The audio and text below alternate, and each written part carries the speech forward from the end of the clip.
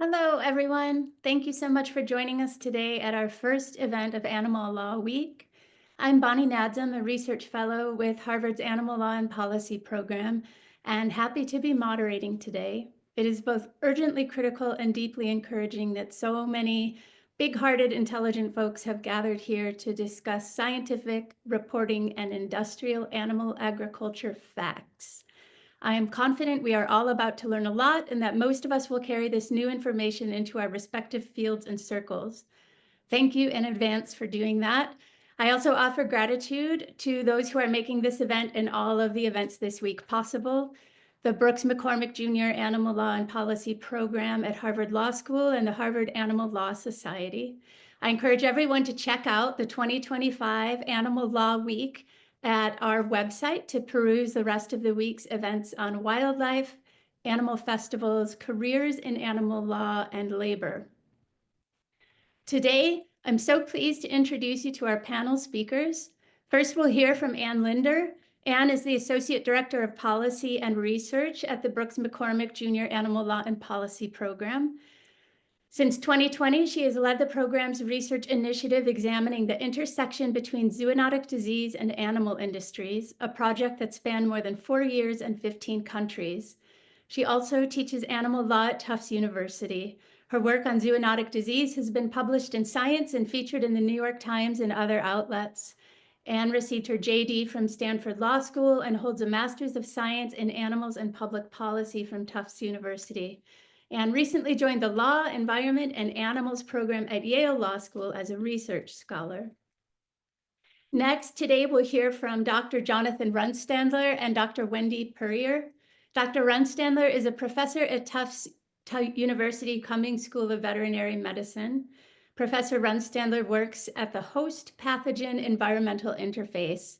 The Runstandler Laboratory studies how an emerging virus, specifically influenza, is maintained, transmitted, and evolves in reservoir or intermediate animal hosts. A major part of his work is directed at understanding how both host and viral factors may influence the risk of viral spillover into new hosts, including humans.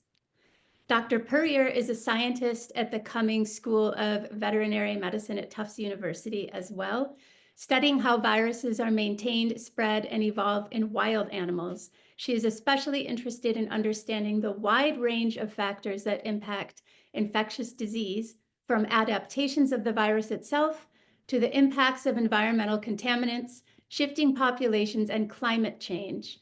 Her current research focus is on influenza, including the highly pathogenic avian influenza and SARS-CoV. Finally, we'll hear from Will Stone, editor and reporter for NPR's Science Desk. Will covered the COVID pandemic for NPR for over 2 years, and more recently, he has been covering the impact of layoffs on CDC and how it could imperil public health work on the ground when it comes to infectious diseases, as well as the huge blow to morale in the workforce tasked with helping control bird flu. Our panelists will have an opportunity to ask each other questions. Then I'll relay questions from you, our audience. Please feel free to use the Q&A submit button to send in your questions at any time as the panelists are speaking. And Linder, over to you. Thanks so much. Let me get my slides pulled up here. All right. Thank you, Bonnie, and thanks so much to our wonderful host here. Before we get started and get into the specifics of H5N1 and how we got here, I want to kind of zoom out and try and place this outbreak in the broader context of zoonotic disease. These are the stats we all know, right? Roughly 3/4 of emerging infectious diseases are zoonotic in origin, meaning they spread to humans from animals. Today, we all have personal experience with zoonotic disease, but many experts predict that the death toll from future pandemics might be considerably larger than the one we just experienced, perhaps stretching into the hundreds of millions or even billions. And we also have good reason to think that these kinds of large-scale disease events are going to become increasingly common, particularly as climate continues to warm. While zoonotic disease is not a new problem, we are coming to it at a new time, and there's characteristics of our modern era that amplify the risk. So I'd like to begin by anchoring us here in the Anthropocene, where the world is highly globalized and where we swim in uncharted waters as far as human use and production of animals. Human population has radically expanded, and we're producing more domestic animals than ever before to feed ourselves, processing more than 85 billion land animals for consumption each year. Humans and our domestic animals now account for 96% of all mammalian biomass, while wild animals account for just 4%. We're also producing large amounts of very specific species and breeds of animals with limited genetic diversity in numbers far outside what we would expect to see in nature, creating potentially dangerous monocultures. The pigs produced last year alone, lined up nose to tail, could circle the Earth 57 times. From Los Angeles to London, that chain would stretch 261 animals wide. Chickens wildly outnumber every other species of bird. These animals are so common that there are journal articles that suggest there will be a strata of chicken bones in the archaeological record that marks the present era. Zoonotic disease threats are deeply tied to human behavior and human use of animals. Animal commerce in its various forms has been a dominant driver of zoonotic disease, linked with the emergence of SARS, MERS, Nipah, COVID-19, influenza, and many others. These human-animal interactions are set against a backdrop of environmental change, marked by warming climates, population expansion, and large-scale changes in land use, along with growing demand for animal protein. Each of these forces increases these pressure on wild spaces and the animals who call them home. Infilling these once wild areas with domestic animals allows for high-risk species of wildlife to interact closely with livestock who interact closely with humans. We know and have known for some time that human health, animal health, and environmental health are all deeply interconnected, but too often animal health has become a neglected leg of this one health equation. And generally speaking, very little is known by scientists or by policymakers about the types and forms of animal industry that pose zoonotic risks. Our research sought to fill those gaps, to examine the animal industries that drive zoonotic risk and the supply chains in which they operate. Supply chains that move animals allow for the aggregation and the distribution of the pathogens that those animals carry. And along these supply chains are touch points, opportunities for pathogens to move between human and animal hosts. Here in the US, we looked at 36 different industries, and this was just a sample. 1 year into our research, H5N1 began spreading in the US. And this virus for us kind of acted like a black light, lighting up some of the industries we were studying and illuminating new forms of animal industries that we weren't aware of before. For example, when looking through USDA outbreak data, we came across the location designation commercial upland game bird farm. If you're like me, this is maybe a new term to you, but it refers to the practice of breeding species such as pheasants and quails in large numbers in captive facilities and then releasing them for stocked hunting. Sometimes these facilities are run and funded by the states themselves, who release birds on public lands just a few hours before the hunting season begins. This is an industry we hadn't come across at all until the animals inside these facilities began getting infected with bird flu and showing up in USDA data. While H5N1 has impacted a number of industries from zoos to live animal markets, we really can't talk about this outbreak without talking about one industry in particular, and that's industrial animal agriculture. Animals kept for food production have been the source of about 1/3 of all emerging zoonotic diseases. And the sheer scale of the livestock industry demands that we take zoonotic threats from livestock seriously. Last year, the US commercially processed 10 billion land animals for food, the highest number ever recorded. As the USDA's Agricultural Research Service has warned, quote, "The US currently has the largest, most genetically homogeneous, and thus potentially most disease-susceptible population of food animals in the history of mankind," warning that an outbreak could, quote, "lead to immediate and disastrous results." Now, that quote is from more than a decade ago, and since then, US production has grown, sometimes by as many as 200 million animals per year. The vast majority of those animals are chickens, followed by pigs. These two species are notable because they're both potential carriers for influenza viruses, which are of great concern for their so-called pandemic potential. The current influenza virus has also affected cows, but this really came as a surprise to a lot of people. And just for context, each one of these icons represents 40 million animals, so that's a number equivalent to the human population of Canada or California. In the US, we rely on these intensive systems that are highly concentrated and highly efficient. About 98 or 99% of the meat we eat comes from these industrial facilities. And some of these facilities are truly enormous, with as many as 5 million animals at a single location. And while this production system is highly efficient, creating these high and huge concentrations of animals also carries implications for disease risk. Conditions that exist inside these production facilities tend to be precisely those that facilitate disease transmission, where you have a lot of animals crowded together with low genetic diversity.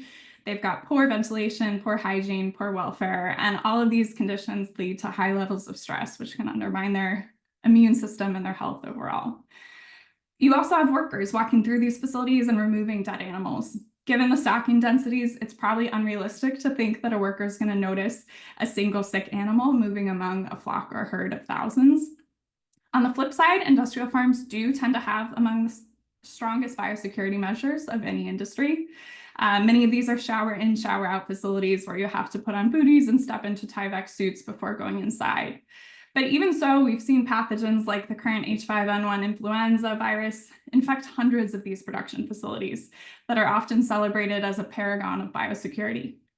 Time and again, the response to that has simply been to call for even better biosecurity measures. But I think it's important to remember that there's real limits to biosecurity, and those are made painfully evident when you have a virus as capable and contagious as this one. So what does an outbreak of bird flu look like? This is a peek inside an industrial poultry farm in the US. And what these poultry farms are watching for is excess mortality. So producers are keeping counts of the number of dead birds that they find every day. And when that number jumps up significantly from what they regularly experience, that's a warning sign.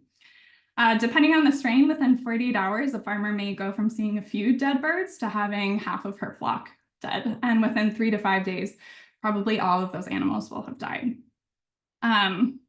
Some poultry facilities, as we said, have millions of animals, and so depopulation efforts employed in these cases have included some fairly inhumane methods, such as heat stroke, to destroy animals at such a large scale. And then after that's done, you're still kind of confronted with this logistical challenge of trying to dispose of that many animal bodies without allowing the virus to spread any further. Because of the nature of this virus, when it's detected in poultry, they'll go in and proactively kill every bird on site to try and contain the spread. And the USDA then makes payments to producers to indemnify them for the value of the animals they lost. The purpose of those indemnification payments is to encourage early reporting. Without them, you might know your flock is infected, and the temptation would be to just kind of sell your animals as quickly as possible before they die and their value drops to zero. But that would also mean spreading the virus. And so this policy is intended to make it in a producer's best interest to report these outbreaks early as soon as they can. And sometimes those payments only extend to animals who are alive at the time of reporting. But if you zoom out, this system looks a little bit like a game of whack-a-mole, but a really expensive game of whack-a-mole. And in some ways, you are paying money to producers who allowed these animals to get infected to restock potentially those same facilities with those same animals and maybe do this whole thing over again. To date, the US has spent about $2.1 billion in indemnification payments for H5N1. And while this sort of response is maybe not perhaps the most forward-looking, it is the model that's favored by producers. The commercial chicken industry is vehemently opposed to vaccination and has voiced this to Congress. That's because they don't want to lose access to export markets. And some countries don't import chicken from areas where vaccination is occurring, with the logic being that bird flu is endemic in those areas and they don't want those products coming in. When we interviewed CDC experts in this field for our project about sort of what keeps them up at night, almost across the board, everyone's answer was the same: influenza. H5N1 is an influenza virus, and this family of viruses has long been considered kind of the most likely to lead to a human pandemic because of their ability to rapidly change and spread person to person. Two of the primary species infected by influenza, as we said, are pigs and poultry.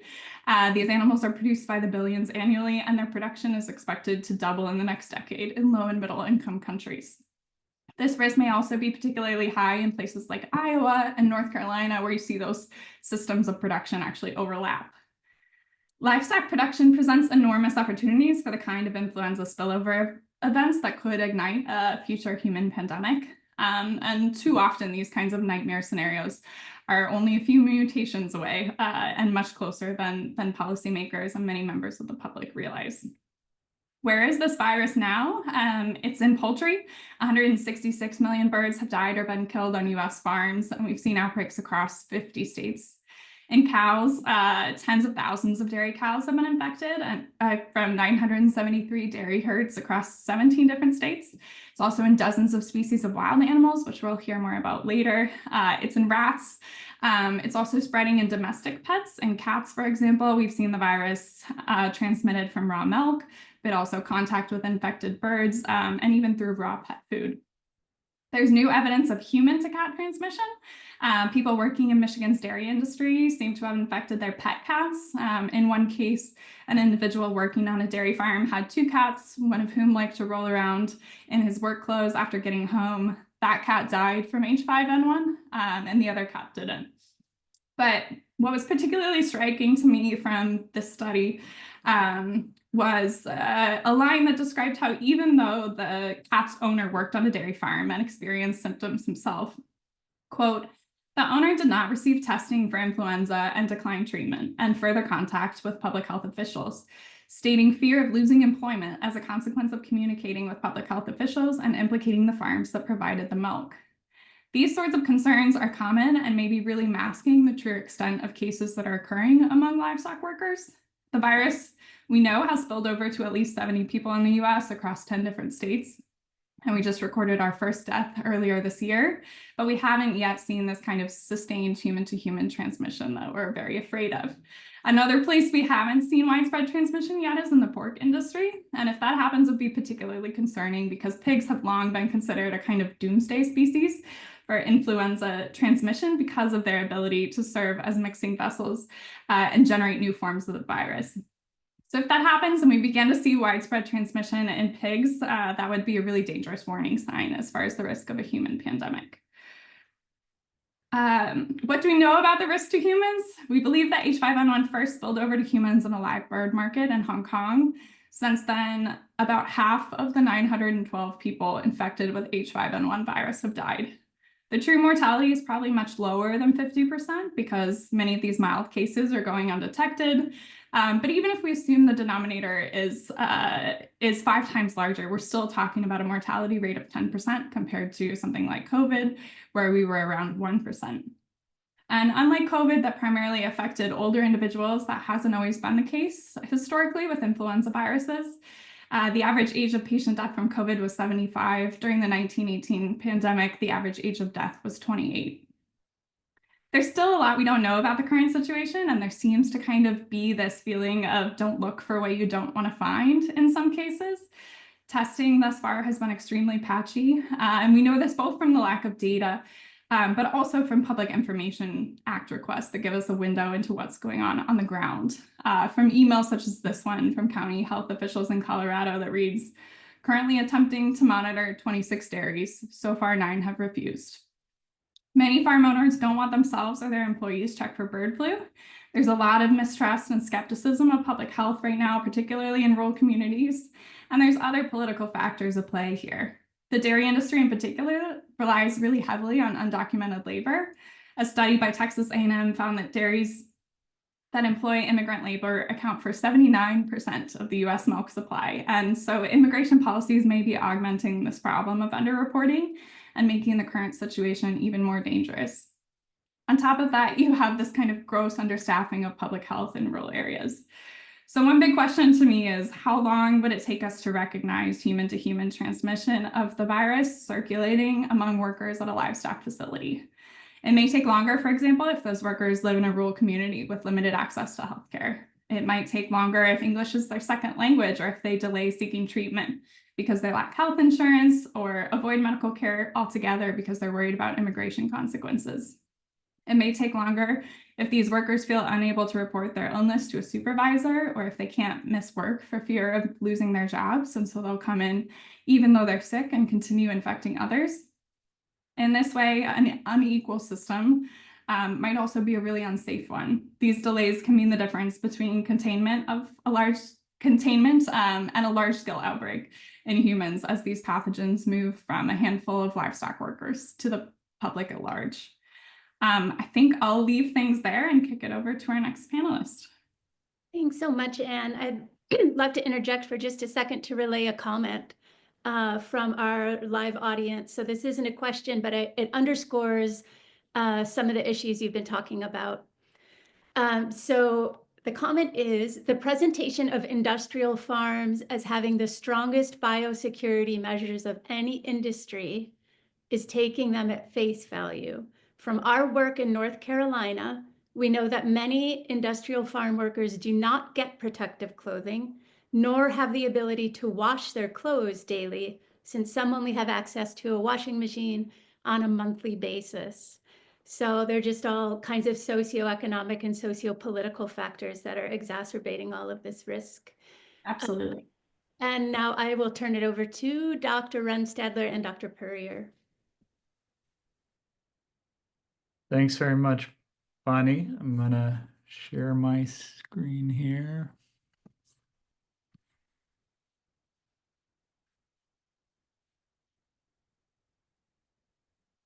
Okay, so I'm going to speak for just a few minutes to give you a little more context on the influenza virus itself and this current virus that is causing the outbreaks that we're seeing and the concern. And then Dr. Purrier is going to speak a little bit more about what we're seeing locally and have seen over the last couple of years and the current situation, particularly in in wild birds.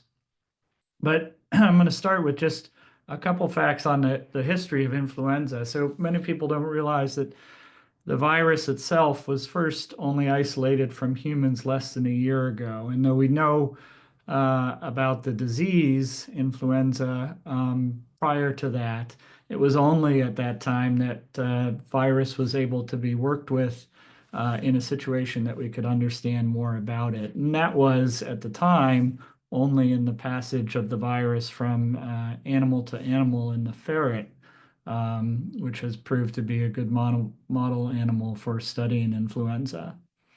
But most of you probably know that also we have seen influenza outbreaks that Anne referred to in humans over the years, and the major ones in the last 100 years or so are indicated on the slide here. Of course, the 1918 Spanish flu pandemic, the 1957, 1968 pandemics, and then the 2009 pandemic in particular, which is often also called swine flu now, that emerged and replaced the circulating seasonal strain at that time. And there's also been certainly disease and some sort of viral archaeological efforts to identify influenza viruses that may have been playing a role in both human disease and in animal disease prior to the time that we were able to isolate and work with viruses. So it really wasn't until quite some time after that, though, that it was realized that viruses that were causing diseases in poultry operations, but also in wild birds, were very closely related to the influenza viruses that circulate in humans. And so in the 1950s and 1960s, there were lots of viruses isolated from poultry operations, from ducks, from turkeys, but also importantly in the early 60s from wild bird populations. And actually the first isolation of an influenza virus was from a highly pathogenic virus that was causing disease in terns in South Africa and was coincidentally an H5 virus. And it was really this observation and the observation of influenza viruses in poultry operations that opened the door to thinking much more broadly about the influenza virus and its ecology in natural species as well as in humans and domestic animals. And so just to, again, set the context a little bit more for some things that Anne was talking about, the depiction here is of an influenza virus, which has these multi-segmented genomes, so these RNA pieces that comprise the genome of the virus, and it's surrounded by a capsid. And that capsid has two important proteins that are embedded in the envelope of the virus. One of them is called hemagglutinin, and the other is called neuraminidase. And these are the two proteins that allow the virus to attach to a host cell and infect it, and to release from that host cell as a new virion. And they're also the two proteins on that virus that animals primarily mount an immune response to. And so there's a couple of important things about influenza to realize. One is that these two proteins that are in the coat on the outside of the virus come in basically a variety of different flavors. And those are depicted by the cladograms here. So on the left is the hemagglutinin, and you can see there are 18. Actually, there's a new one that's been recently defined. There's 19 different hemagglutinins that have been defined. Most of those circulate in different wild bird populations. And on the right is the neuraminidase. And again, there's 11 of those that have been defined, 11 of those flavors, if you will, where those proteins differ enough from each other that the immune system can't cross-recognize those proteins.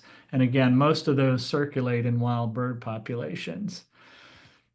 And influenza virus does a couple of things that Anne referred to, again, that make it seem to be a particularly good pathogen at infecting not only humans, but also in moving between different hosts and taking advantage of new ecological niches where it can transmit and persist in those animal populations. So one of them is that as an RNA virus, it mutates very rapidly. So it can make changes to avoid the immune system. But the other is depicted here, where two of those different flavors I was talking about for either hemagglutinin or neuraminidase, if viruses expressing different of those flavors infect a single animal, you can get a number of new viruses essentially that come out of that co-infection of the animal. And so that's one of the things that we worry about a lot with influenza viruses, and with influenza viruses getting into new hosts. And so that has led to a lot of research over the last 30 to 40 years that have defined the ecology of influenza virus in both wild animal populations and in humans and domestic animals. And so you can find several diagrams that look like the one I'm showing here, which show some of those influenza flavors for the hemagglutinin in this case, and the different hosts where they've established themselves and now cause infection endemically. And so, for instance, for humans, on the upper right of this diagram, we've seen H1, H2, and H3 flavors that do that seasonally in humans. So I just want to take another quick step back and mention something that many people don't realize. And again, that's the fact that influenza virus has caused epidemics and in some cases epizootics over history in ways that really disrupted the world and our society. So 150 years ago, the world was really powered by horses. And this is one of my favorite photographs. Admittedly, it's kind of grainy, but you can see this is a 4-story structure that is essentially a horse parking garage that existed in New York City. And there's another view of a similar type of facility with the horses coming down the ramps. And in the 1870s, early 1870s, and actually in the fall of 1872, there was an influenza virus that emerged in the Toronto area of Canada and began spreading among horse populations.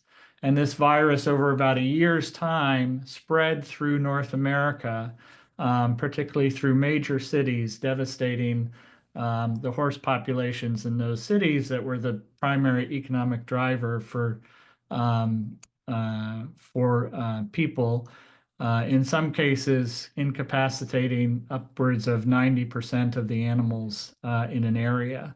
And those infections within a couple of weeks were associated with outbreaks on poultry operations and with news reports of infections in humans. And in fact, in the Boston area, this is a picture, two pictures of Great Fire in 1872 that occurred and was partly blamed on this epizootic because horses were not available to pull the fire engines at the time, and the human fire crews had to try to pull those engines around and just couldn't do it rapidly enough to halt the fire. So flash forward now to the current virus that we're dealing with. And Anne mentioned this virus arose in 1996 in China in a domestic goose population. And Anne mentioned the outbreak in Hong Kong, which sickened humans. That virus, though it was spreading in animal operations and spread to humans, seemed to die out for a little bit, but it reemerged in 2004 and had been circulating in China. And I'm just going to diagram quickly what we think has happened since that time. So that virus was circulating in Southeast Asia and particularly in China, but it started to emerge out of there as it spilled over into wild bird populations and back and forth between wild bird populations and agricultural populations of birds.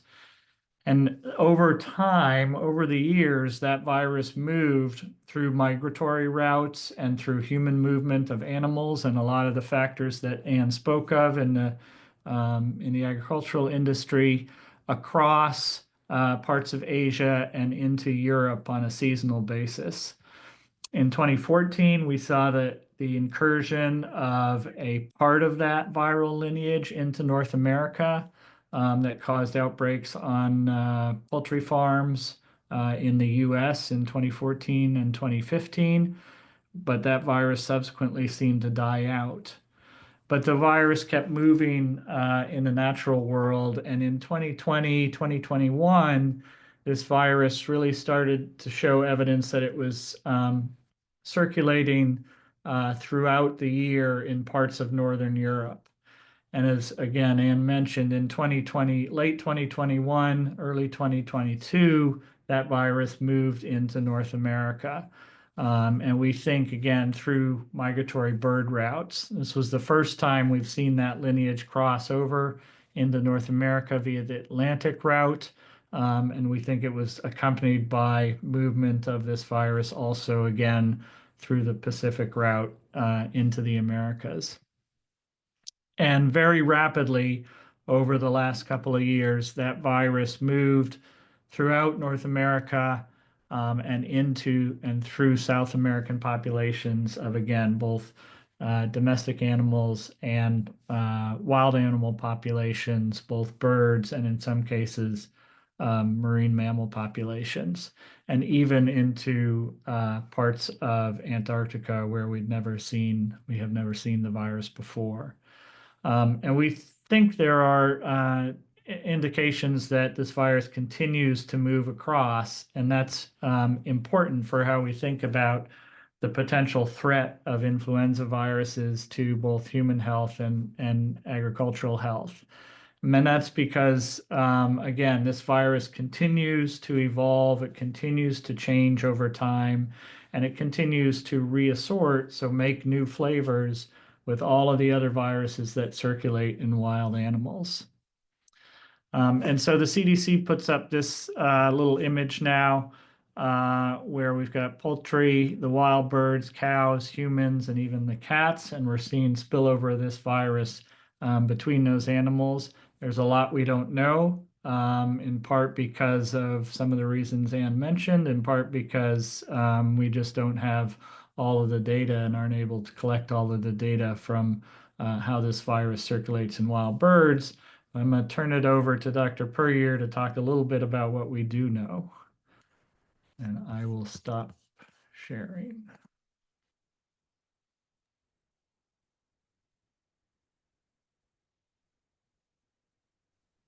Looks like we have transitioned the screen over, although no, you're still showing on that one. Okay, you should only be able to see my slides now and not also an additional picture of John. All right, so I'm just going to give you a little additional information about what we have seen here locally as this outbreak has been underway for the last 3 years now.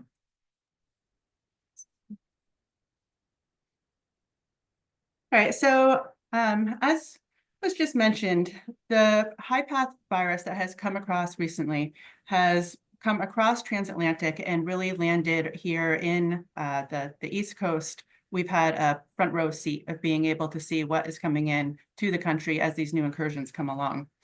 So what we have been doing is trying to get a better understanding of what is happening here in the wild birds, wildlife in general, but particularly in wild birds, and to have an understanding of the viruses that are coming in, how they're changing, how they're reassorting, what species they're spilling over to.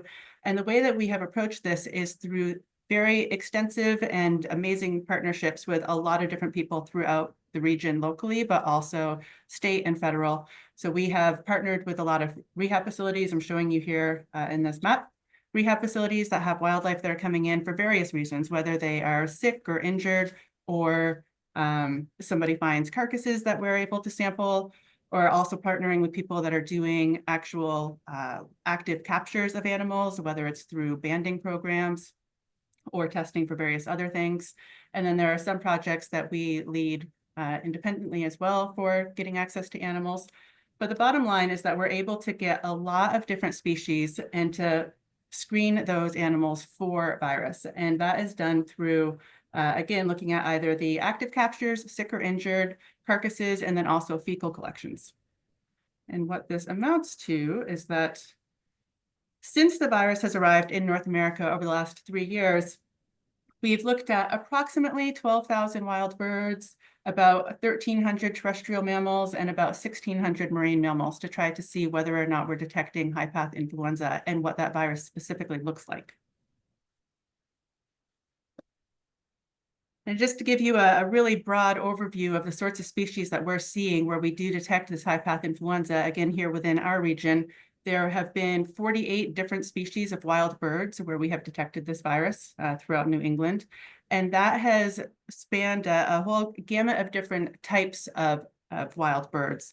So from waterfowl to seabirds and sea ducks to raptors, corvids. We're now starting to get some passerines that are coming into the mix. So a real variety and diversity of wild birds that are falling to this virus. That's within the region. If you look globally, there's well over 500 species of avian species that have been susceptible to high path, particularly over the last 3 years, but really even going back before that.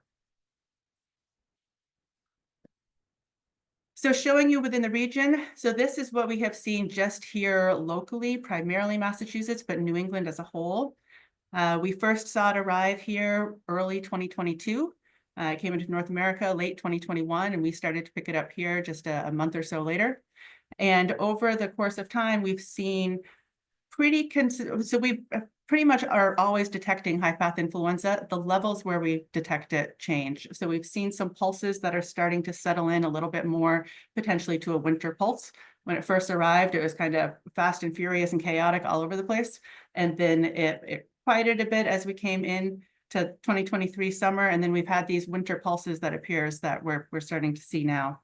But the bottom line is that we have had it continuously since it arrived here. The levels vary, and there has been a fair amount of it. So also was mentioned that there are a lot of different forms of influenza, broadly speaking, but even within high path, there are different lineages that have emerged. And because the virus is so adept at reassorting, there's a lot of different variants that then form within high path itself. And just giving you a big view of some of the different incursions that we've had coming in. Again, many of them have come in through the Atlantic, and a few have come in through the Pacific. But there have been multiple different incursions of different lineages of the virus that have arrived into North America. And in many cases, those then reassort and they spread throughout both North and South America and then back across other parts of the globe. So we continue to have these new new introductions of the virus that are pulsing in potentially with those winter pulses that I was just showing you on the timing on the prior slide. And then again, with all of the different subtypes that we see, the different lineages that we see, really the take-home message from here is that if you look at the overall levels that have been observed of high path in the region, and you look at the colors that I'm showing you here, each of those colors is a different lineage. So it has shifted as we've had it here for the last 3 years. So there continue to be these new waves coming in, and it continues to be keeping us on our toes of bringing in different variants of this virus. So another thing that has shifted with high path influenza is that traditionally, when you think about influenza, a lot of the transmission is thought of in terms of fecal oral. So waterfowl shed the virus, and then it can maintain in a viable form outside of the host for a period of time. Often we think of it being shed then into bodies of water that the waterfowl are in, and then the next host is then exposed to it and then can become infected by that virus. Also think about respiratory mucosal transmission, particularly when we're thinking about human transmission and some other mammal cases that can be infected with the virus. These are the ways that a lot of the transmission patterns are focused on and discussed. With high path, sorry for the graphic pictures here, but with high path, that continues to be true, those prior forms of transmission, but has also brought in this other form of more direct transmission where this has really played a large role. So given that there is this huge diversity of species that are sick or dying from high path influenza, this makes a very easy target for predators to prey upon. So that means that you have a lot of different interactions between species that are facilitating the transmission of that virus through the ecosystem. So whether it be birds feeding on a mammal, or mammals feeding on a bird, birds feeding on birds, all different combinations, it's allowing the virus to move throughout the ecosystem in that way. As such, we've had a lot of spillover into mammals. There were the over 500 species of avian that we talked about that we've seen with high path. We now have worldwide coming up on 90 different species of mammal. Within North America, showing dots here of all the different places and types of categories of species where high path has been detected. Here in New England, we've had outbreaks in seals, and there have also been across the US a lot in everything going from bears to coyotes to fox to opossum to squirrels even now. And then, of course, we have recently started to hear lots about the cases of it going into cattle, as well as domestic cats. So it is now, in addition to the other transmission routes that we were talking about, also through milk. So it really means that we have this huge diversification of the host that are being able to be infected by the virus. And it brings us into kind of this way of thinking about how emerging disease progresses in general, that really there's this trifecta, thinking about the virus and all the different variants that can happen, all the different lineages, all that different reassortment, the host that are impacted by the virus. So the way that you have the interactions between the host, the susceptibility of the host, the other things that are impacting the health of the host and its ability to become infected. And then a lot of different external factors. So whether we're talking about agricultural practices or we're talking about climate factors that are impacting the movement of the animals, the behavior of the animals, the overall health of the animals, all of these different things work together to impact ultimately how the disease is emerging. And with that, I'm going to wrap up this portion of our conversation. Thanks so much, Dr. Perrier. Will, over to you. Terrific. Well, thank you everyone for including me here. It's actually a treat to be able to hear the scientists giving me more information, ideas for stories. So I've been covering bird flu for the past year for NPR on the science desk, and I just thought begin with maybe recapping a few of the kind of key points in the coverage here, because I think for a lot of our audience, this is all brand new, kind of thinking about the pandemic potential of bird flu and what's happening. And so I just tried to extract a few moments.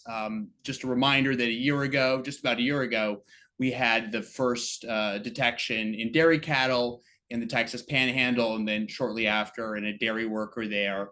The next month, I think, was another wake-up moment for folks when we found through PCR testing that there was, evidence of the virus in the milk supply all over the country. And then there was a lot of effort to communicate the science of pasteurization and the fact that this wasn't an immediate danger. But I think it brought it home for people. Then as more dairy cattle detections happened all throughout the country, we did have a moment in the summer, which I wanted to highlight because this was a reminder that we still have not only the dairy cattle kind of transmission route with workers there, but also continue to have outbreaks in poultry. And there was this report of a cluster of human cases in Colorado where the workers had been in a hot barn without PPE and fans blowing as they culled, many chicken. And there was a cluster of cases associated with that. And I think it was another moment where we could kind of describe to people what's happening on the ground and the conditions that kind of lead to this spillover into the farm workers. I also think late in the year, last year, November, we had the report of a severe illness in a teenager in British Columbia. They did not know the origin of the spillover, and so around that time, we also had a few other cases which we couldn't clearly track back to an infected animal. There was a Missouri case, there was a child in San Francisco, and I think again that was a reminder to people that even though most cases have been mild in humans, this can be a really nasty virus with really severe complications. We had in December, California declared a state of emergency based on the extent of the spread in dairy cattle. And around that time, you saw the Biden administration take steps to really beef up their response. So there was this national milk testing program that was launched.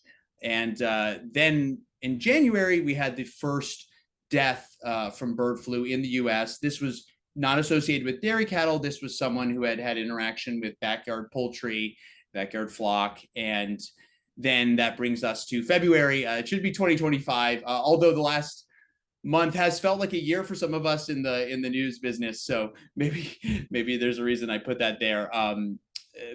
We had the discovery that the D1.1 variant, which has been circulating in poultry and wild birds, was found in dairy cattle in Nevada for the first time. And then later they also found it in Arizona. This raised new questions about how well this can be contained in dairy cattle in general, and also about whether immunity, perhaps like pre-existing immunity that had built up in the dairy cattle population, whether this variant would actually, reinfect cattle. Just brought into relief, I think, the fact that we do not have this under control. And so then I'll just fast forward to kind of the now, which is I spent, as it was mentioned, a couple of years covering nothing but COVID for NPR. So I kind of come to this with that COVID perspective. And I think a lot of our audience, when they hear pandemic, we go back to 4 years ago in the COVID-19 pandemic. So a big challenge has been communicating the fears of a pandemic, as well as the fact that at the moment, the risk to the public is still considered low by the CDC. There have not been many severe cases in humans in the US, and there is no evidence of human-to-human spread.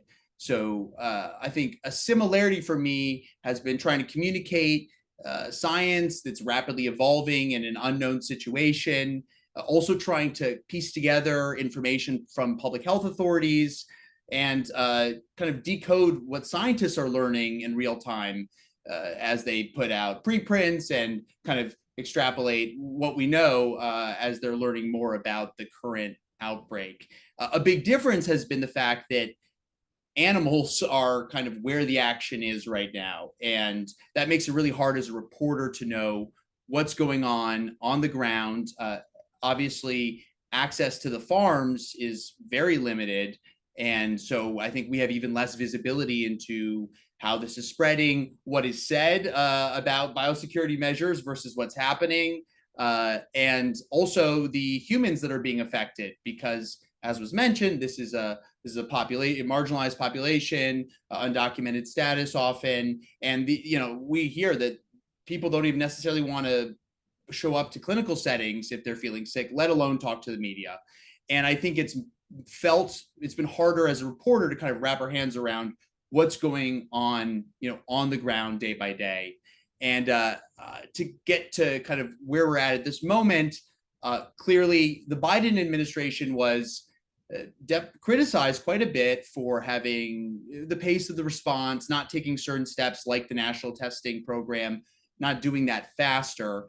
But I would say as a reporter, it does feel like we're in a different moment since the Trump administration took over. We did have pretty regular press briefings with CDC, USDA, HHS, federal health agencies, sometimes weekly, sometimes every other month. But certainly when things of significance happened, we would have these big press briefings. We could ask questions for maybe half an hour. We haven't had any of that under the new administration. We had an extended pause in external communication from federal health agencies in general that also affected bird flu. Some studies that were done by CDC in their morbidity and mortality weekly report were delayed, including that cat study that was referenced earlier. And the basic feeling is that we are having to go outside of official channels to understand really the situation. And that includes these firings that have occurred, efforts to downsize federal health agencies and the federal government in general. We do know that at least some staff who were working on bird flu were affected. It seems like at the USDA, some folks were fired. They were trying to rehire them. But when you ask for more information about layoffs, how that's impacting the bird flu response, you don't get any kind of real details at this point. And I think it's just made it clear to us that we need to continue kind of speaking to folks on the inside, anonymous sourcing, these kind of unofficial channels in reporting. And I'll just close with a couple things I'm watching here. I mentioned the D1.1 variant in dairy cattle that was discovered. There are a lot of questions around what that could mean. Another question is vaccines. HHS, Department of Health and Human Services, had a pretty robust plan for preparedness in case we do need to start vaccinating humans. They had a contract with Moderna for mRNA bird flu vaccines that is now under review. And clearly with the history of Robert F. Kennedy Jr. as Secretary of Health and his views on vaccines, remains to be seen if that will be prioritized. We just don't know. Concerns about possibility of more human cases that aren't being detected, and can we increase surveillance so maybe we get a better sense of how many cases we're missing, transparency from the federal government about what actually is happening. And then as well, the USDA has come out with a strategy just last week, actually putting more money into tackling the poultry side of things, but it's kind of unclear what the strategy will be, if there'll be a new strategy for cattle. And I'll leave it at that. Thanks so much, Will, and all of you. I'd like to open up the field for any questions you, our panelists, have for each other. I have a quick question for Will that I'm interested in. When we're kind of thinking about how we got here and how the current situation developed, one question I kept coming back to as far as the politics of this go is last year, there's never a convenient time to sort of admit that we're kind of teetering on the edge of either economic or potentially a public health crisis. But an election year seems like an especially bad one. And I guess I'm wondering whether sort of in those delays that we saw during the Biden administration, if you ever either kind of explicitly or implicitly got the sense that this was something that they weren't interested in having in the headlines, or that they were kind of slow rolling some of those more aggressive response measures because they were worried about what might happen in November. Anything you can share with us there? Well, certainly there was speculation among some of kind of critics and people we interviewed that things were being done at a slower pace, and that some of the big steps were taken right after the election, as opposed to before. I mean, that's just, if you look at when they launched the milk testing program, for example, and made some other announcements, they appropriated a ton of money at the last second, as well. So yeah, that was definitely a speculation. I will say they were pretty available when there was news happening, and they would take our questions. But I think there was a reluctance to talk about anything pandemic related around election.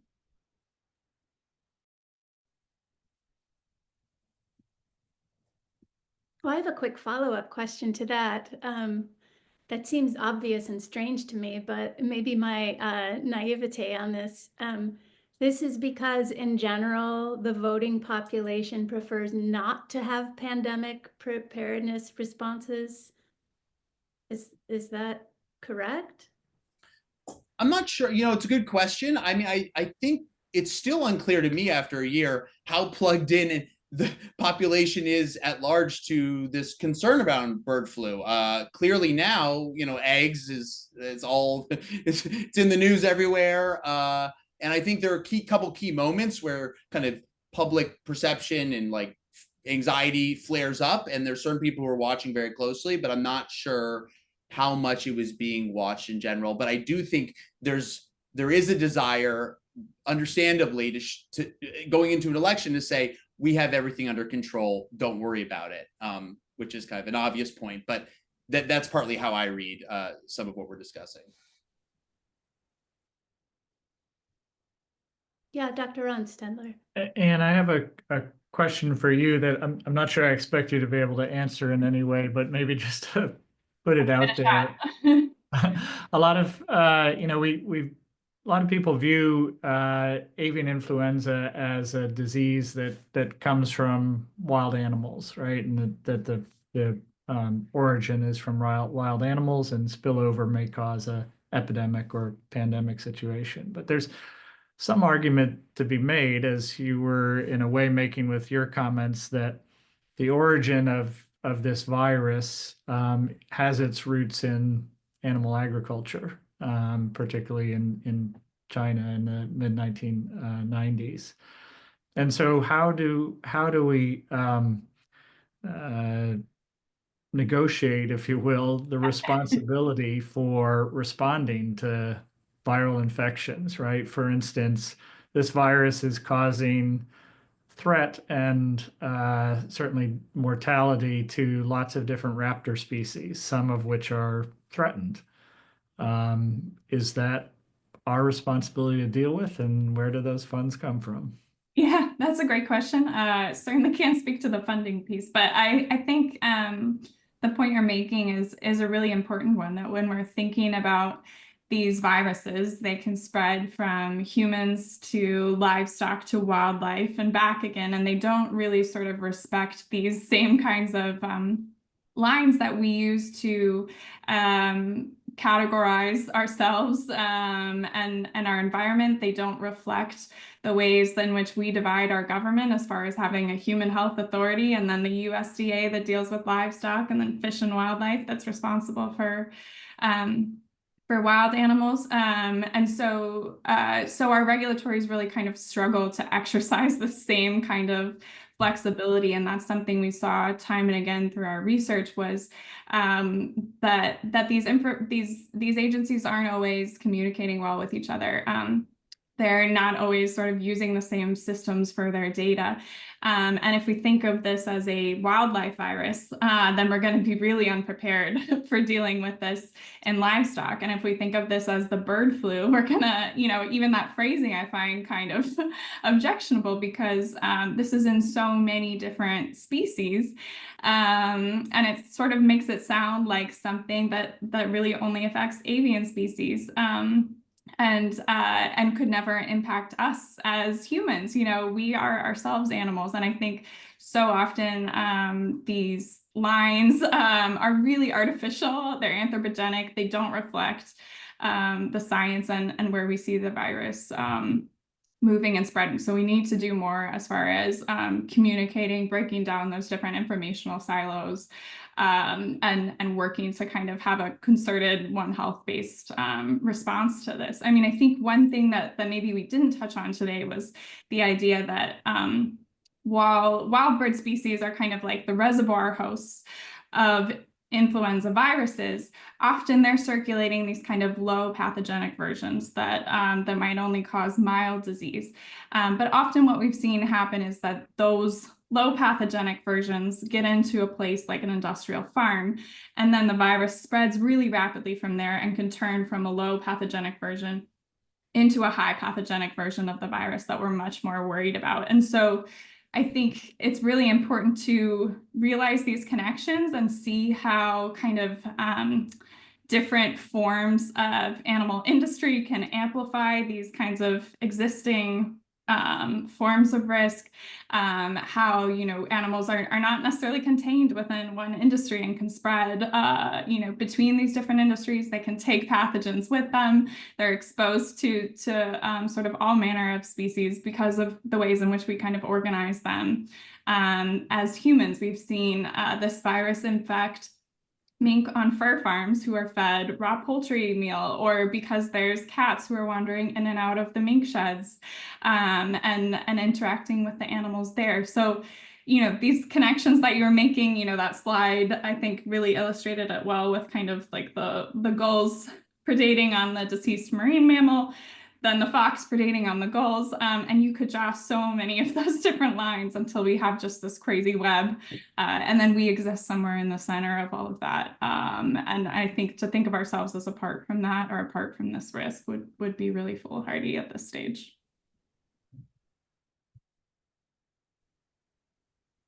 Panelists, any other questions for each other?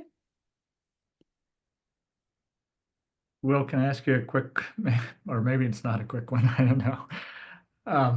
I haven't seen much reporting on the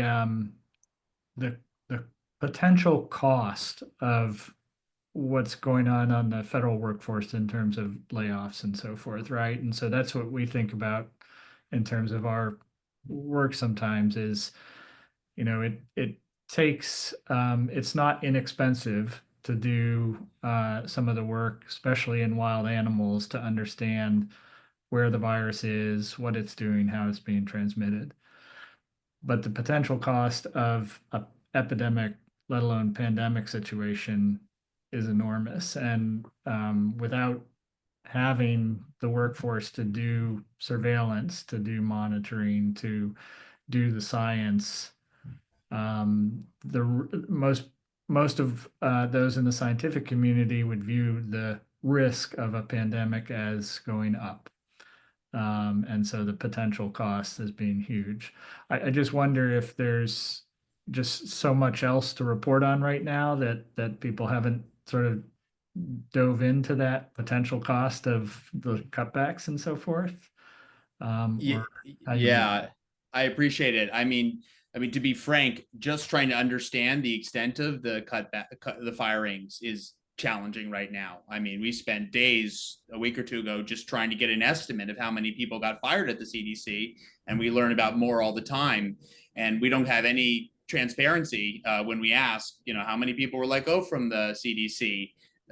What were they doing? How will that affect operations? And likewise, with these USDA staff, we know we're working on bird flu and fired because that was disclosed. Didn't say how many, didn't say if they could hire them back or what they were kind of, maybe they were working at the national laboratory. But I think, yeah, it's a great question. And it's an important point for us to tease out, you know, that the implications of a pandemic versus hiring some federal workers to do this is huge. But yeah, it's mostly that it's hard to know what's going on, to be frank. Yep. Thanks. I have seen some accounting from a report by the World Bank talking about sort of how if this starts spreading human to humans, they expect something like a 4 to 5% decrease in global GDP, around the order of $1.5 to $2 trillion a year. You know, certainly I think all of us are probably very much on the same page that the cost of prevention is rarely, you know, the same as the cost of responding to these outbreaks after they occur. So certainly those numbers would be huge and potentially devastating if we see this in humans.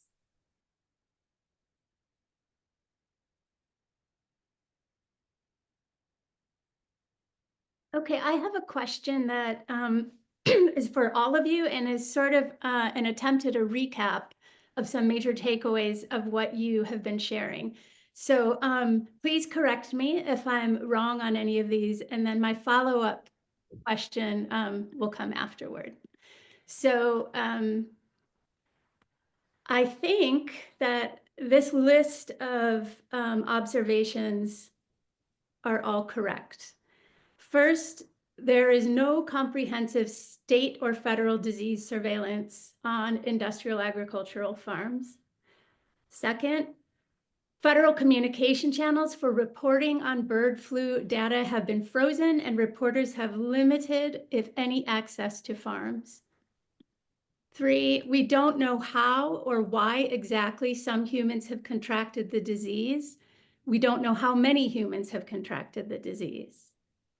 4, scores of CDC employees responsible for disease screening, including for pathogens coming into the US from abroad, have been fired, but we don't know how many CDC or USDA employees have been fired or why. 5, CDC workers have just been prohibited from authoring papers or working with World Health Organization scientists.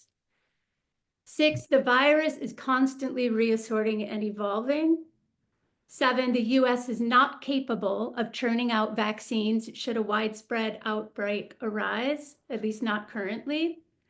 So are all of these more or less correct? More, I would hope.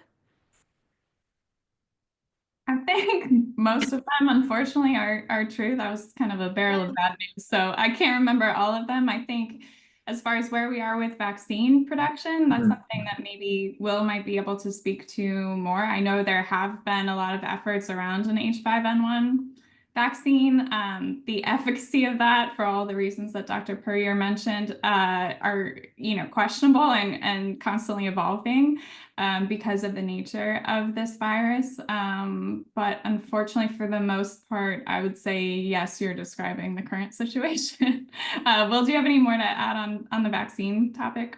Sure. Yeah. So vaccines, yes, we have, there's some stockpile of these H5N1 vaccines, but if we needed to turn out hundreds of millions of doses in an emergency, we're out of luck right now. I mean, and so that's why, this next generation vaccines mRNA platform is a big hope, because that can obviously be produced much faster. I will say, I might have missed a couple of them, but I will say the data channels, I mean, my understanding, and from some conversations I've had with sources, is that there is still data collection going on around bird flu. I just think it's not always broadcast to the public what is or isn't happening. And I will say there's been a long, an ongoing issue even before the Trump administration around just kind of the quality of the data that's uploaded by USDA, time lag, certain information that's not included, but I believe that data is still being collected. Okay, thank you. I have a quick follow-up question for each of you, but Dr. Puryear, did you have something you wanted to say? Oh, I was just going to add in terms of surveillance that I think it's worth mentioning that surveillance in general, even before this, is severely underfunded and undersupported. And it's only when an outbreak happens that everybody says, oh, we should have been putting a lot more into this. But that needs to be there as a baseline, and that needs to be there all the time, whether or not we have panzootics that are unfolding. So even before the firings, things were already a little precarious, and it certainly hasn't improved. Dr. Ronstadler?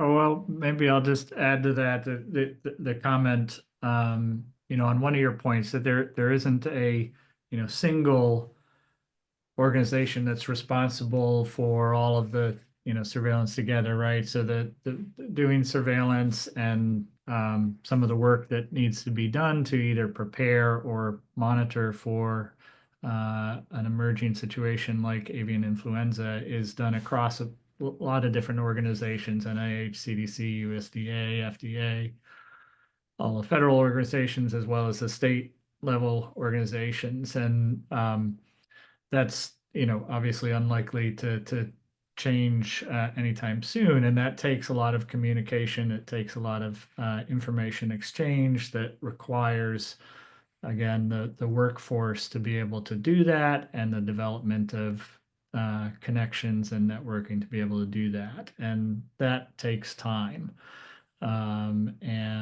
So, just give you one example, a small one. One of the program officers in the NIH influenza program that funds a lot of our work was fired. He is somebody who was extremely helpful to that exchange of information and networking between a lot of the different scientific people that work across the country as a part of that program. His absence is going to be felt, and not only by the scientists, but by the pace of progress in things like developing vaccine and doing surveillance. Thank you. Just picking up really fast, I think on this theme of prevention, because I think we sort of all agree that there is a need for these more kind of proactive measures. I think there's thinking about this outbreak in kind of the medium term, but there's also, if we project this, decades into the future, we know that climate, for example, acts as kind of a threat multiplier for zoonotic disease, and drives all these different kinds of interactions between animals and people in places where they weren't occurring before. Sort of thinking about those slides that Dr. Vinstadler presented of, how dependent we were on horses at this particular time, and what happened when that sort of most critical domestic species became, widely infected with the virus.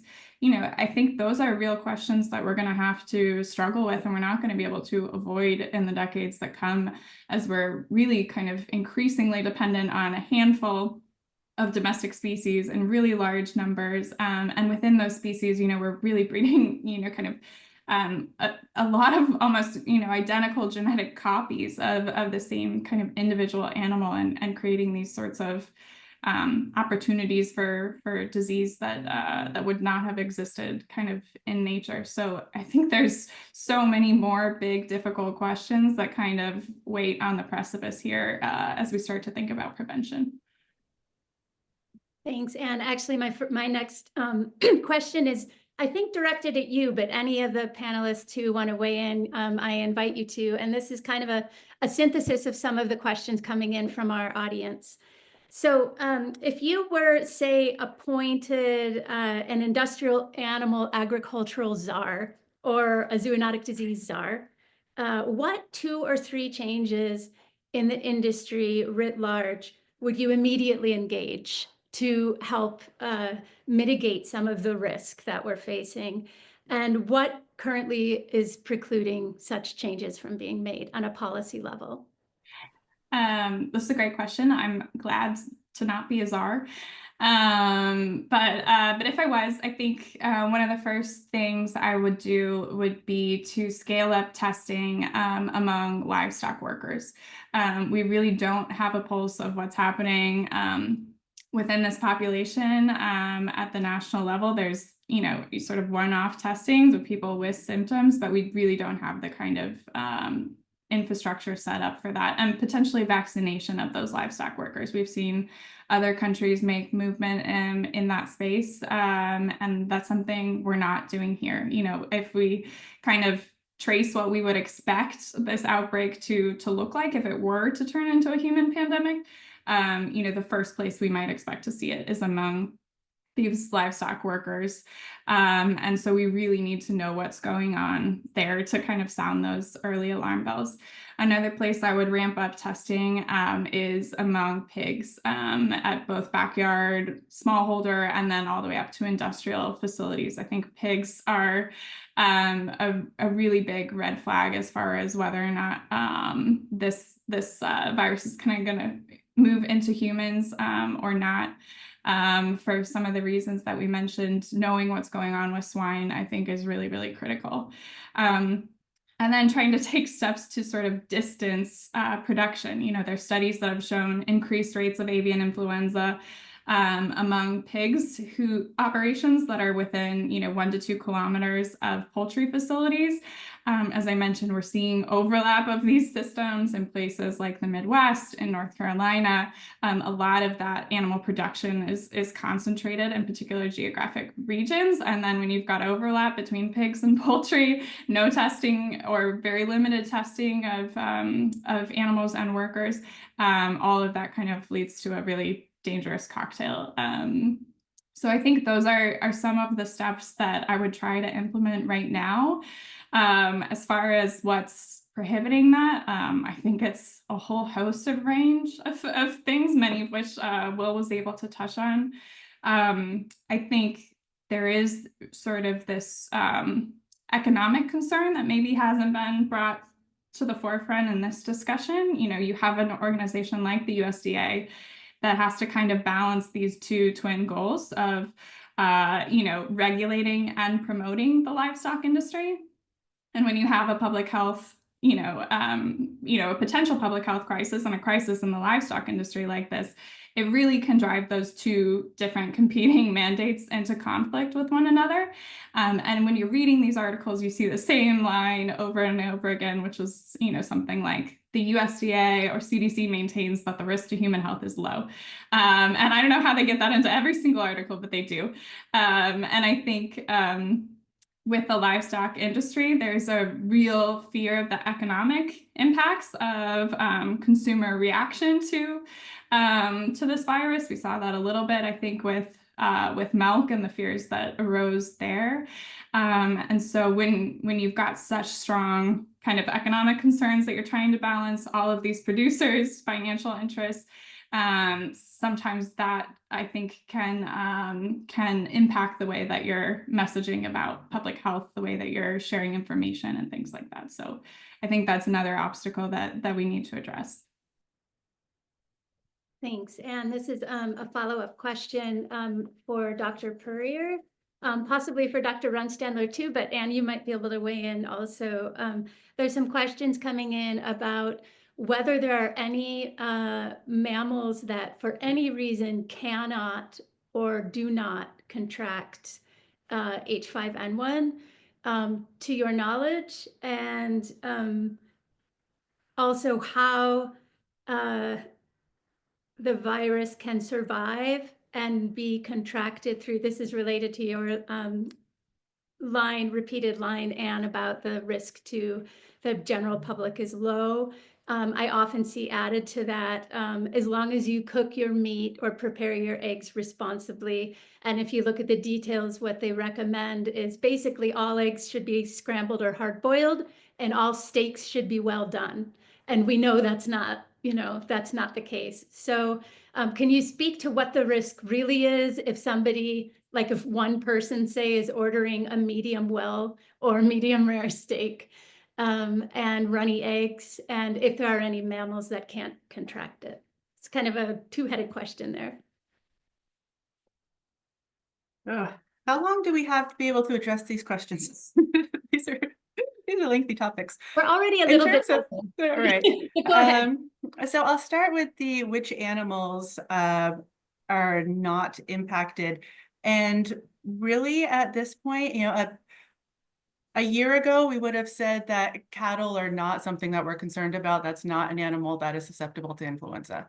And a couple of months ago, I would have told you that gray squirrels don't get influenza. It seems like every couple of weeks, there's something new that is coming on to the list of animals that have contracted high-path influenza.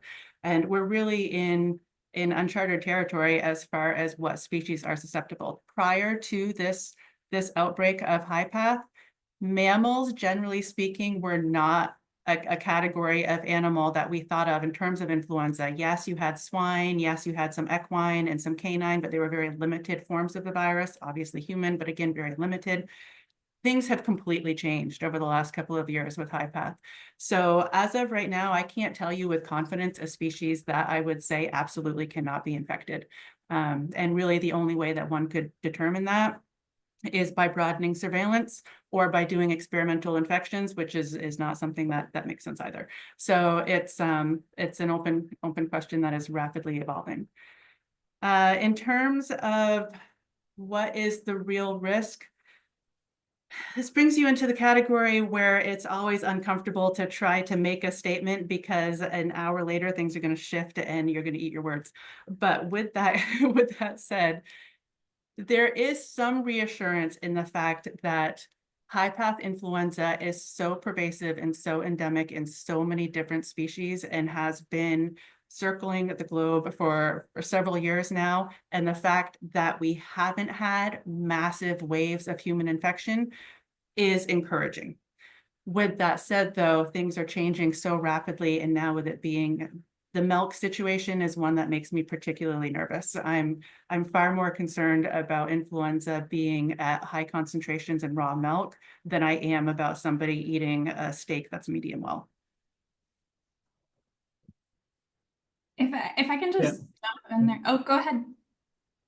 Oh, sorry. I was just going to add maybe a couple quick things that to what Dr. Perry said, which was that it does appear that most mammals are susceptible in some way.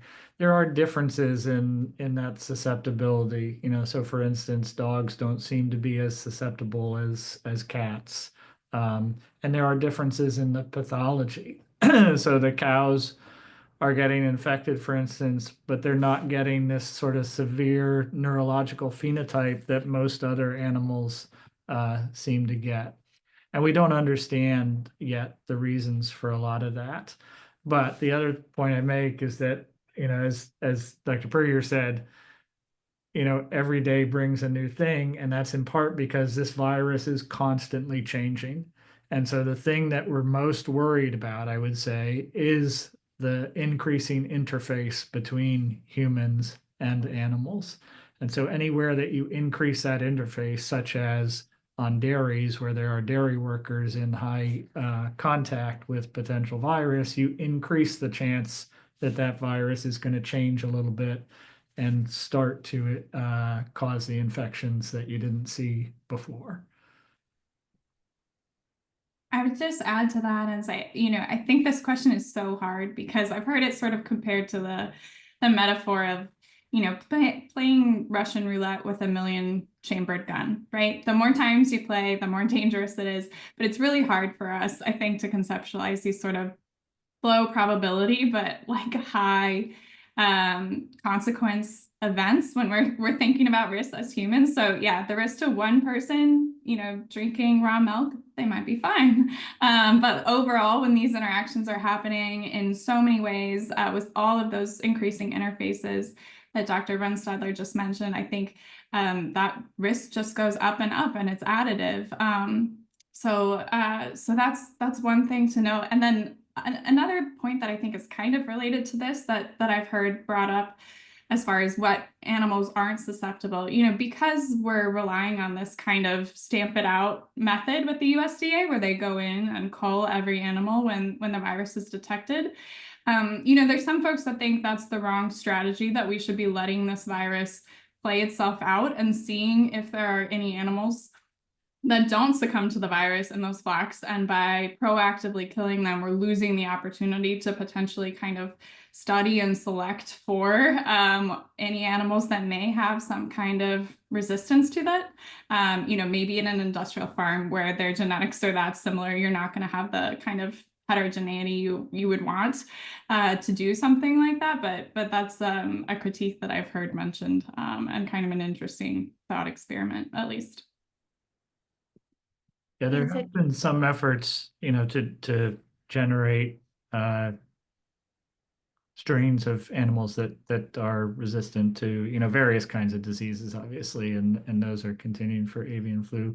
The other thing I might, you know, just add quickly to that is that the decisions that we make about how we do animal agriculture are directly related to the potential risk for disease outbreak. And so we can make decisions that reduce the risk of both outbreak and spread within our agricultural operations, but it requires making those decisions, which often have an economic impact. And so we can lessen the chance of pandemic disease from an agricultural outbreak, but it requires decisions that have economic and social impact.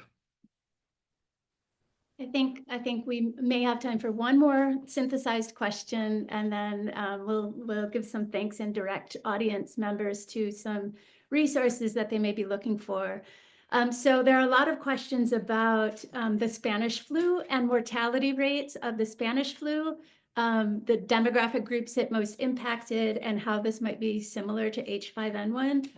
I wonder if we could start, Anne, with you. I think this the misnomer of Spanish flu might be of interest to some of our listeners. If you could say a little bit about where it is thought that flu really came from, and then have all of you speak a little bit to mortality rates and what we do know about H5N1 mortality. Sure. So Spanish flu, much like bird flu, to me, I find objectionable. Not the least of which because this came from the fact that Spain was, you know, one of the places that was openly reporting on the virus, not that that's where the virus actually originated from.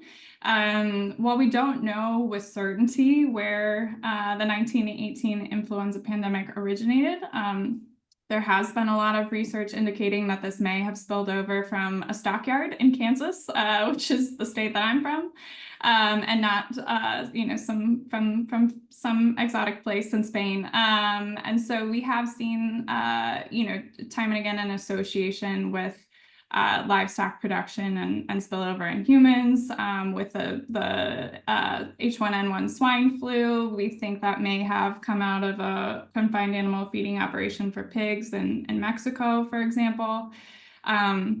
So that association is quite clear. And when we're thinking about the 1918 influenza pandemic, this pandemic killed something like 50 million people at a time when the world's population was only a quarter of its current size. So, you know, I think it's really hard for us now that we have kind of lived through COVID to assume that we know what a pandemic's like and that the next pandemic will be just the same and we'll be prepared because we'll have our masks in the drawer. And that's just not necessarily the case. You know, we could potentially be dealing with something that's just orders of magnitude different in how it spreads, different in the mortality rate. And so a lot of the problems that COVID exposed in our public health system might be, you know, magnified going forward in a case like that. So I hope that this doesn't have the impact of making us actually kind of less prepared than we would have been in a pre-COVID world where there was less skepticism of public health and people didn't feel confident that they could handle a pandemic and ride it out in the way that they did previously. So yeah, so that's that would be my answer on that.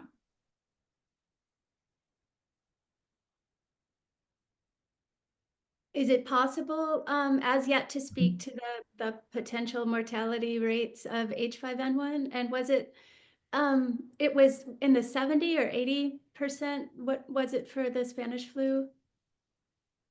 I don't know the actual mortality for Spanish flu. I think it was lower than that.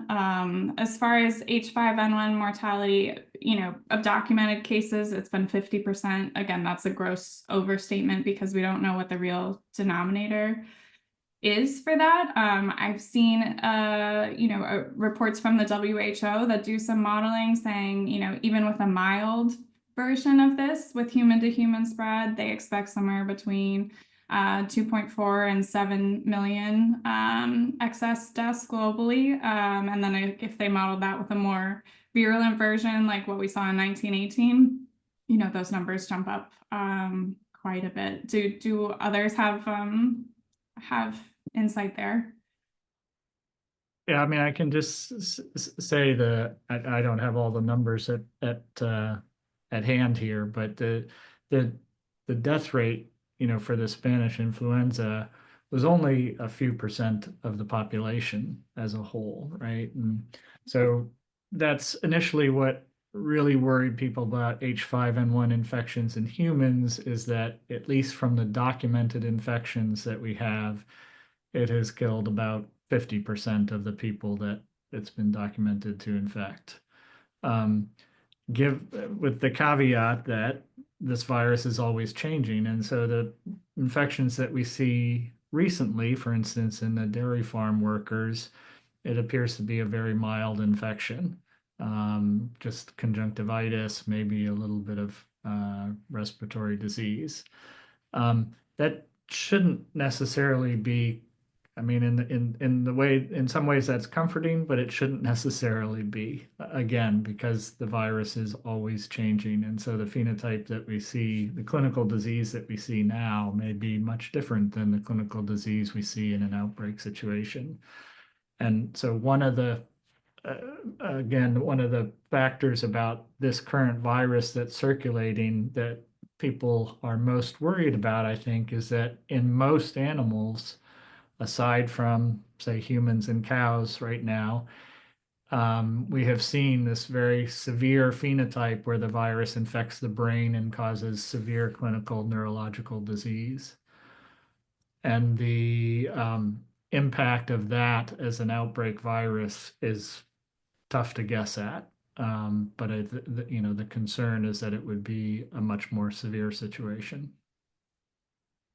I wouldn't presume to correct any, the scientists I would defer to on this, but I will say I actually am working right now on a story about efforts to understand immunity, and how influenza exposure to seasonal influenza, might perhaps mitigate some of it. And there was, like, for example, just this study recently in ferrets where they found when they exposed the ferrets to seasonal or the H1N1 2009 virus, then they infected the ferrets with H5N1, and the ferrets didn't get as sick. And so in that circumstance, the researcher said, we'd been doing these experiments on these naive animals, and maybe some of the more mild symptoms we're seeing in humans could be related possibly to some pre-existing immunity, but very hard to communicate all of this because there's so many caveats.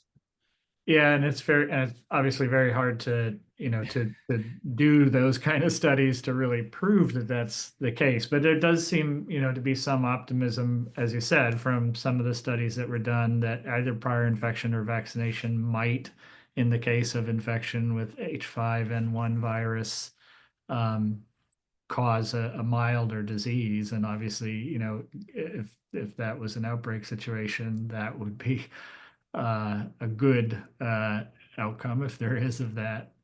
But again, it's just really difficult to predict that and to tell on a global basis how that would play out. If I could really quickly just take what seemed like a bit of good news and then bring it back to bad news. We're talking about ferrets and these studies and how they're used as human models for respiratory viruses. And then if we think about something like a mink farm, where we've got hundreds of thousands of these animals that are used sometimes as human models in influenza research, they have the kind of conditions that we saw on industrial farms, but really low biosecurity. In some cases, when we saw COVID outbreaks on mink farms in the US, regulators didn't even know if or how many mink farms existed in their state until the virus began spreading, and they had to go to these private industry trade groups to get that information. So I think it's just really hard to kind of appreciate the level at which we don't know at this point and what's going on, and some of the risks there that are just hard to wrap our heads around. Thanks, everyone. I would be remiss if I didn't synthesize one more recurring comment. It's not a question, so I'll just leave it at that. And it's a comment that sounds a lot like, so what you're saying is we should change the way we treat animals, or so maybe we should change the way we treat animals, or maybe we should change our diet, or are there any policy discussions ongoing about reducing our dependence on animal agriculture for protein?